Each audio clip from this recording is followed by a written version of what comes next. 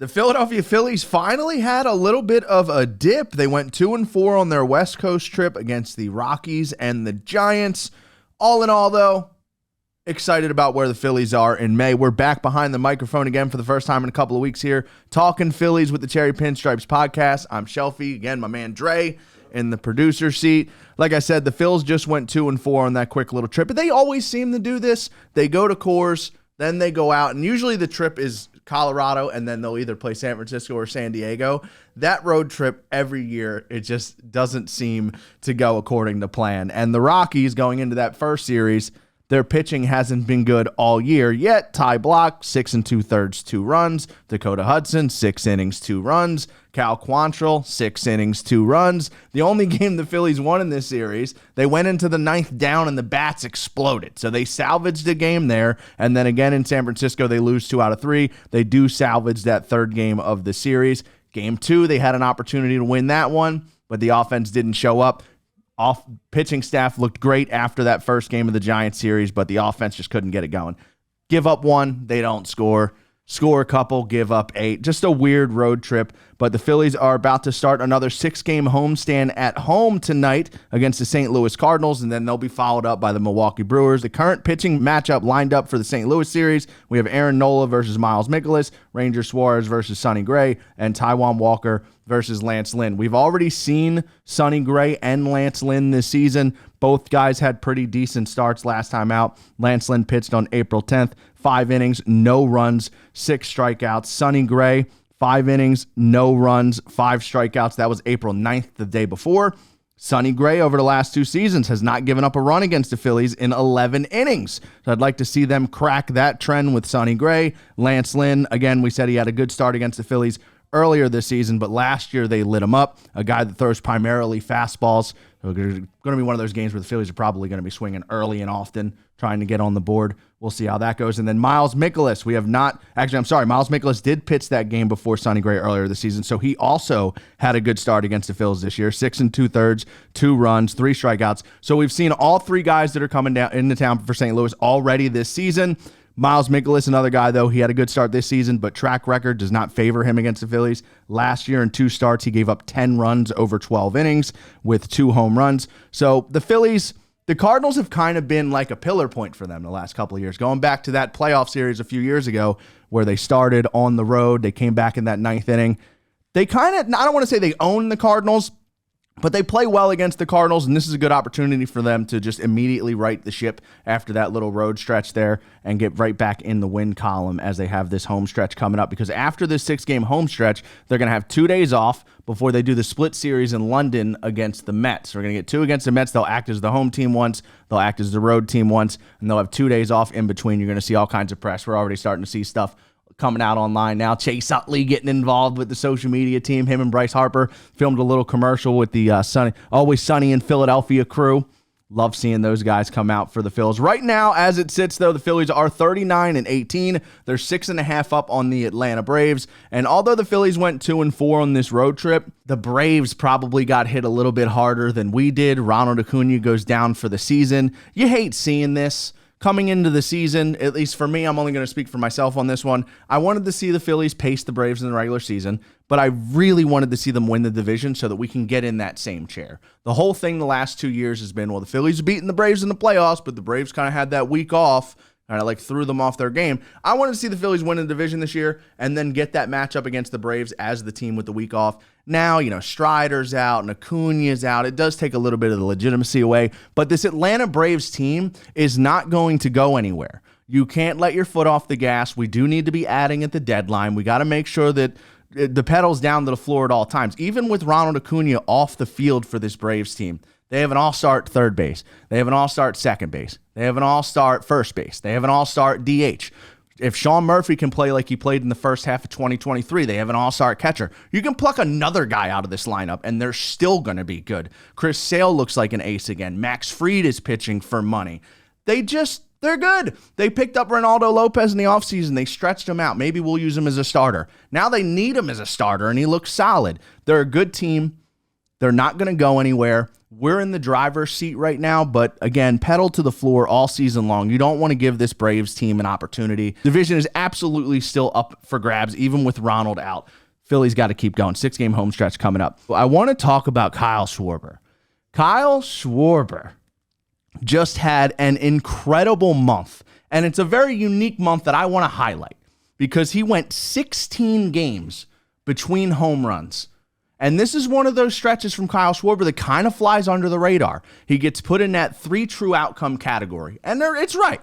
Home run, strikeout, walk. But usually that type of player, that category of player, you think more of a Joey Gallo. And most guys are more of a Joey Gallo that fit that category. Kyle Schwarber may be the best 3 true outcome player I've ever seen. This man just had a 16-game stretch where he did not hit a home run.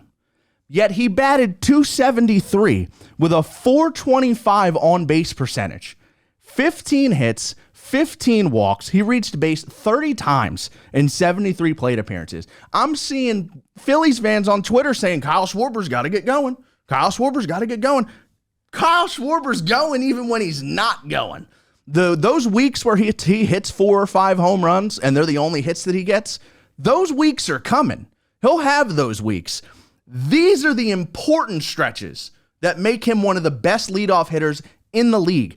Over this same 16-game stretch, Edmundo Sosa batting .340, Christian Pache batting .241, Johan Rojas batting .255. Rojas has scored 8 times. Pache playing limited innings, he's played 4 times. Edmundo Sosa has scored 15 times. The bottom of the order has played great over the last month. They're getting on base. And Kyle Schwarber's driving them in when he gets opportunities. So even when Kyle Schwarber's not hitting home runs, he's driving in the bottom of the order, and he's getting on base for Bryce Harper in the middle of the order. And that's why you see Alec Boehm already almost has 50 RBIs this season, because there's always someone on base for the middle of this lineup. Kyle Schwarber, I really enjoyed that stretch. I was almost cheering for him not to hit a home run. How long can he go getting on base like this without hitting homers? Kyle Schwarber's a 3 true outcome player, but he's one of the best. Most 3 true outcome players, it's a whole lot of strikeout, a decent amount of home runs, and not so many walks, but they're there. Kyle Schwarber is a lot of strikeouts, but it's also a lot of walks, and then a good amount of home runs. And his strikeouts, it's not like he's up there having bad at-bats. Kyle Schwarber's not swinging at the back foot slider and falling out of his cleats.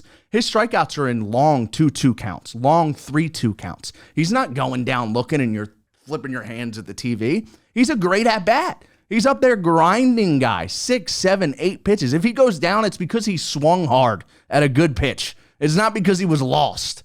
He's a professional, and I love watching him during stretches like this. He's hit 2 homers since that stretch. He's going to get going here into June. You know, June Schwarber's coming. That power stretch will be here. 1160 OPS, even without a home run. That's incredible.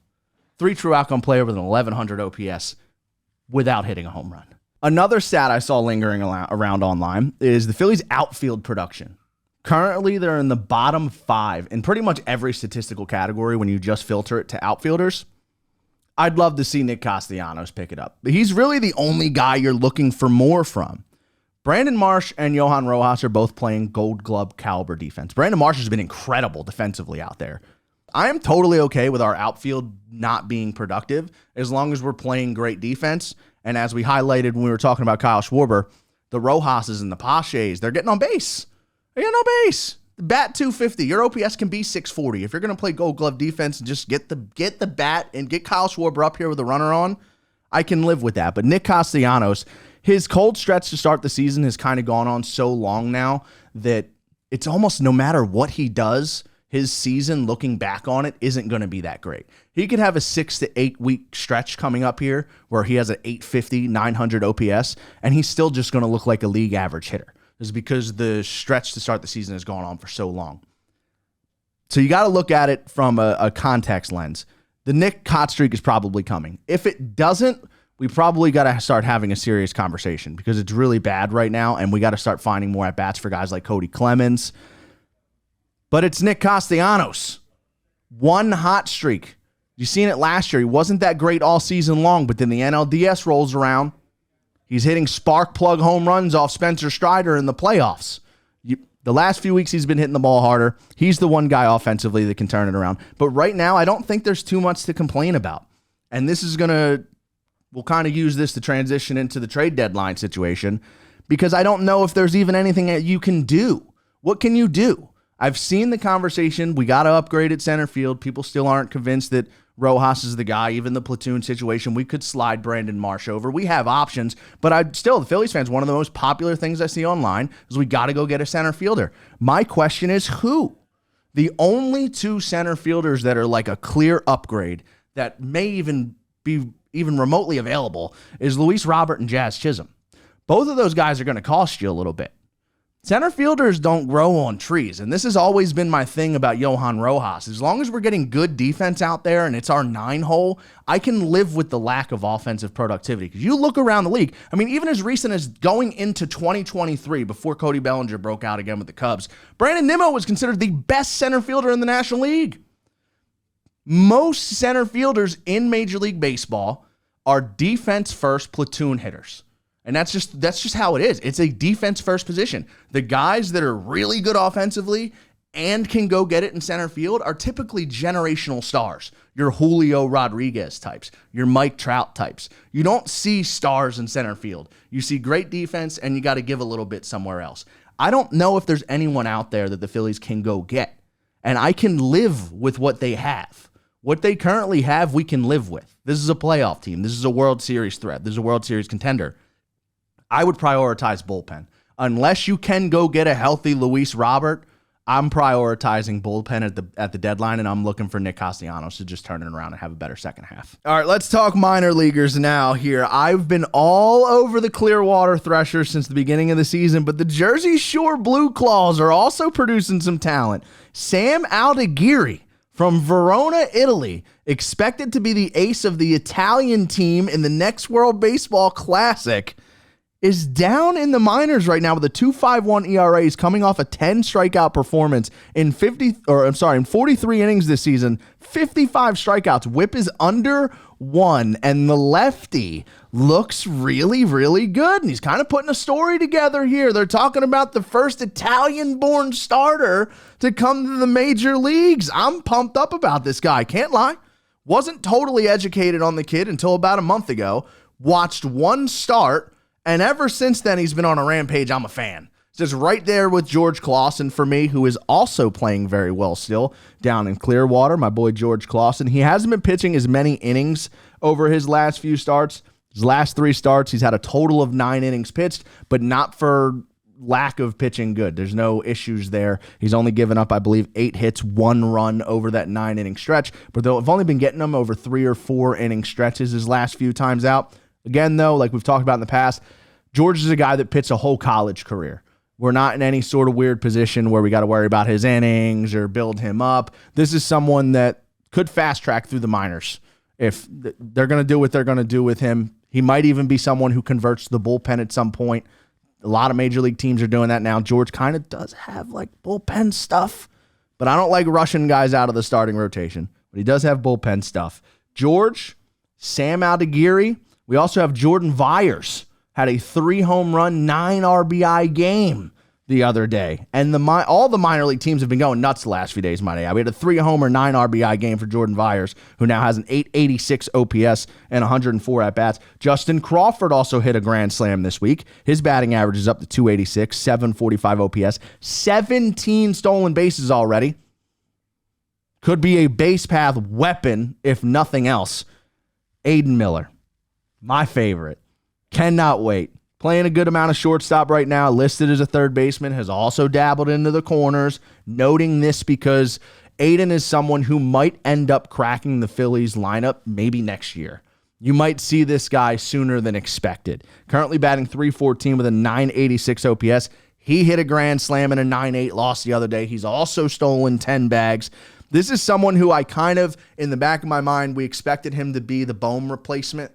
Once the Bohm arbitration years are done, you can kind of slow creep Aiden through the minors as a young kid, line him up to break camp in 2026 around the time Bohm's contract arbitration is going to be up. But now Alec Bohm is solidifying himself as someone we might want to lock into the organization. So you might want to start talking about Aiden Miller maybe playing shortstop, maybe moving to left field. You have options with Trey Turner. Trey Turner can slide somewhere. He's probably not going to be at shortstop forever. You're not doing that now, but If a generational bat flies through your minor league system and he's got position depth and you can throw him somewhere, Aiden Miller might be a bat you see bouncing all over this Phillies lineup next season, the way that he's hitting.